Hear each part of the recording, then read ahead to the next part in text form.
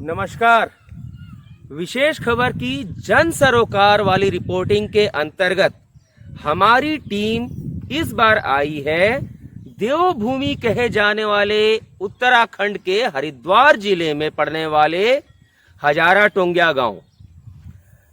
हजारा टोंगिया गांव एक ऐसा गांव है जिसका नाम अधिकांश लोगों ने आज तक सुना ही नहीं होगा।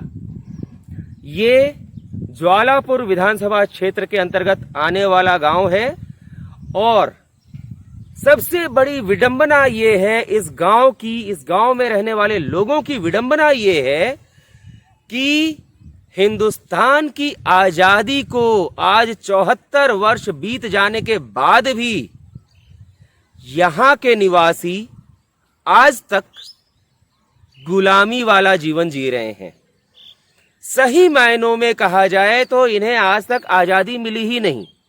देश आजाद हो गया, 74 वर्ष हो गए देश को आजाद हुए, लेकिन ये गांव, इस गांव में रहने वाले लोग आज भी उसी तरह की गुलामी के जंजीरों में जकड़े हुए हैं जिस तरह की गुलामी की जंजीरें ब्रिटिश काल में हुआ करती थीं।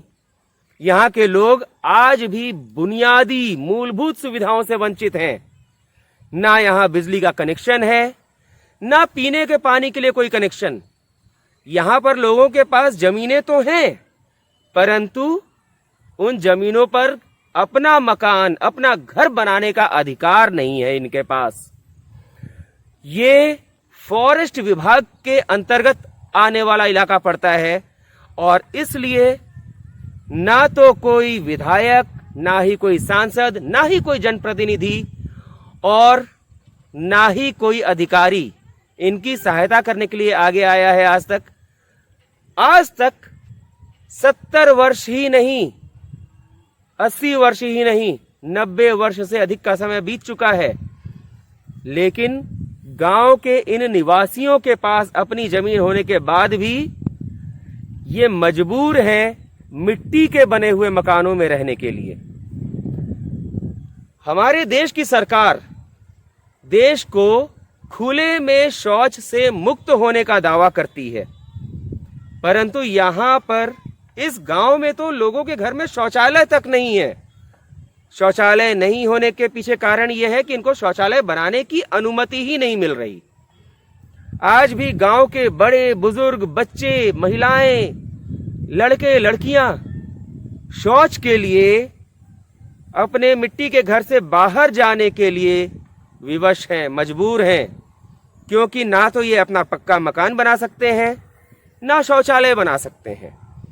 सबसे बड़ी विडंबना ये है कि यहाँ के लोगों को सरकार भूल गई है। चाहे देश पर किसी भी सरकार का, किसी भी पार्टी का शासन रहा हो, कोई भी पार्टी आज तक इस गांव के लोगों की समस्याओं को दूर करने के लिए सामने नहीं आई। यहां तक कि इस गांव के निवासियों के पास न तो कोई अपना ग्राम पंचायत है, ना ही कोई लोकसभा सांसद है। इन्हें वोट डालने के लिए मात्र विधानसभा में ही वोट डालने का अधिकार है, वो है ज्वालापुर विधानसभा। हमारी इस जन सरोकार वाली रिपोर्टिंग में ग्राउंड रिपोर्ट देखिए और समझिए कि इतने लंबे समय से जो कभी किसी जमाने में छोटे बच्चे हुआ करते थे, उनके बाबा, दादा, परदादा हुआ करते थे, जिन्हें यहाँ वन संरक्षण की दृष्टि से बसाया गया था, आज वही बड़े होकर, बुजुर्ग होकर अपने जीवन का अंतिम समय गिन रहे हैं और इसके बाद भी मूलभूत सुविधाओं से वंचित हैं। हमारी ये ग्राउंड रिपोर्ट एक एपिसोड में पूरी नहीं होगी, इसलिए हम आपको बताना चाहेंगे कि हमारे अगले एपिसोड को देखना भी ना भूलें, ताकि आपको और भी जानकारी मिलती रहे। ये दृश्य है देवभूमि उत्तराखंड के हरिद्वार जिले में पड़ने वाले गांव यानी ग्राम हजारा टोंगिया का। लगभग 9 दशक पहले यहां के निवासियों को ब्रिटिश सरकार ने वन संरक्षण के उद्देश्य से यहां बसाया था और यह गांव वन विभाग के ढोलखंड रेंज के अंतर्गत आता है। वर्ष 1930 में ब्रिटिश हुकूमत ने टोंगिया प्लांटेशन के नाम से यहां वन संरक्षण का कार्य प्रारंभ किया था। यहां के निवासी वर्ष 1930 से लेकर 1980 तक अपनी जान पर खेलकर वनों के संरक्षण में जुटे रहे। तब की सरकार ने इन्हें रिहायश के लिए 10 से 12 बीघे की जमीन भी दी थी। लोगों का कहना है कि वर्ष 1980 में हिंदुस्तान की सरकार ने टोंगिया प्लांटेशन परियोजना को बंद कर दिया। फिर वर्ष 1987 में राजाजी नेशनल पार्क की स्थापना के बाद यह गांव इसकी सीमा के अधीन आ गया। बाद में यहां के निवासियों को विस्थापित करने की योजना भी बनाई गई, परंतु इसके लिए भी ग्रामीणों को कोई मुआवजा और अन्य सुविधाएं नहीं दी गईं। यहां तक कि इस गांव के निवासी अपने लिए पक्के मकान तक नहीं बना सकते, क्योंकि यहां पर वन विभाग के अधिकारी इन्हें मकान बनाने की अनुमति ही नहीं देते हैं। और यहां के निवासी आज भी वर्षों पुराने प्राचीन तरीके से मिट्टी से बने घरों में ही रहने को मजबूर हैं। गांव फॉरेस्ट विभाग के अंडर में है और यहाँ कोई भी कार्य नहीं किया जाता और गांव की हर सभी समस्याओं को लेकर हर सभी के सामने घूम लिए, लेकिन हम लोगों का इस संबंध में कोई समाधान नहीं है। एक आदिवासियों की तरह हमारी ज़िंदगी है, कोई लाइट नहीं, कोई बिजली नहीं, कोई सड़क नहीं, कोई रोड नहीं, कोई डॉक्टर की दुकान नहीं है, कोई स्कूल नहीं है। हर तरह से समस्या ही समस्या है और बीच में नदी नाला पड़ जाकर कोई दुख बीमार हो जाए तो उसके लिए भी भटकने वाली बात है। यहाँ नारकीय जीवन जीने को मजबूर लोगों का कहना है कि देश में राजनीतिक दल तो बहुत सारे हैं, लेकिन यहाँ कोई भी नेता या जनप्रतिनिधि नजर ही नहीं आता। बस विधानसभा चुनावों के दौरान वोट मांगने के लिए नेता जरूर नजर आ जाते हैं और उसके बाद जादू की तरह ही गायब भी हो जाते हैं। यह गांव आज तक किसी भी ग्राम पंचायत से भी जुड़ा हुआ नहीं है। यह पूरा क्षेत्र चारों ओर नदियों से घिरा हुआ है और बरसात के मौसम में मिट्टी से बने कई घर गिर भी जाते हैं। वीडियो में आप देख सकते हैं कि कई घर धंस चुके हैं। बारिश के दौरान यदि कोई व्यक्ति बीमार पड़ जाए तो उसे लेकर किसी अस्पताल तक जाना भी संभव नहीं हो पाता।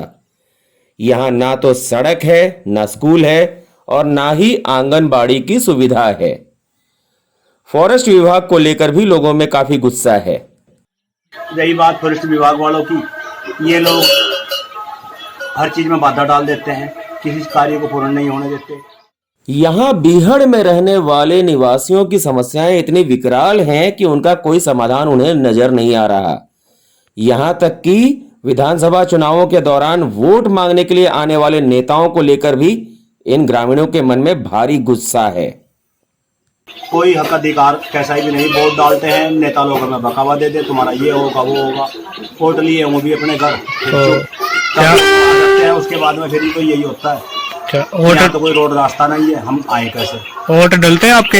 हाँ, हमारे यहाँ वोट डलते हैं विधायक के जी, बाकी हमारी कोई प्रधानता भी नहीं। तो क्या विधायक लोग दोबारा आए वोटों के बाद? नहीं, कोई नहीं आता, कोई सुनवाई नहीं। अगर हम पहुँचते भी है तब भी बस ये है, बस टोपी दे देना और निकाल देना।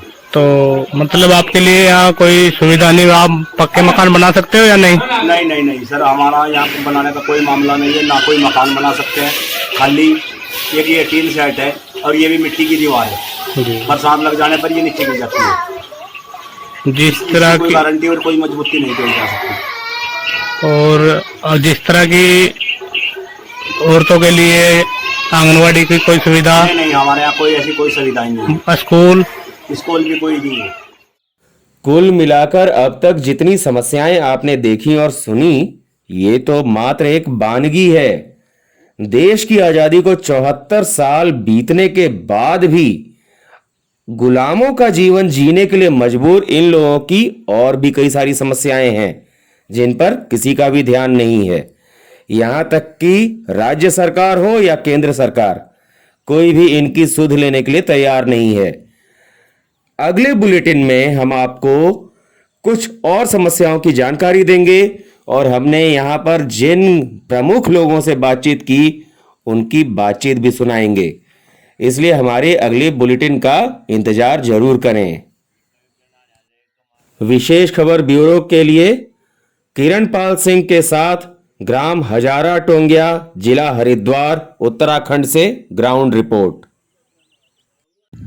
देखा आपने, यहां रहने वाले लोग कितना बेबस होकर, किस बेबसी के साथ अपनी समस्या बता रहे हैं। ना इनके पास बिजली का कनेक्शन है, ना पानी का कनेक्शन है, फिर भी ये विवश हैं, मजबूर हैं इस जगह पर रहने के लिए।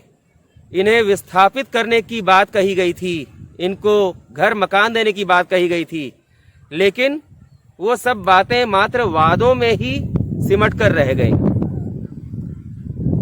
हमारे अगले एपिसोड में इस गांव के और लोगों की बातचीत आपको दिखाएंगे और यहाँ क्या समस्याएं लोगों के सामने अभी भी बनी हुई हैं, उस पर हमारा फोकस रहेगा। इसलिए ध्यान से देखिएगा हमारा अगला एपिसोड। तब तक के लिए नमस्कार।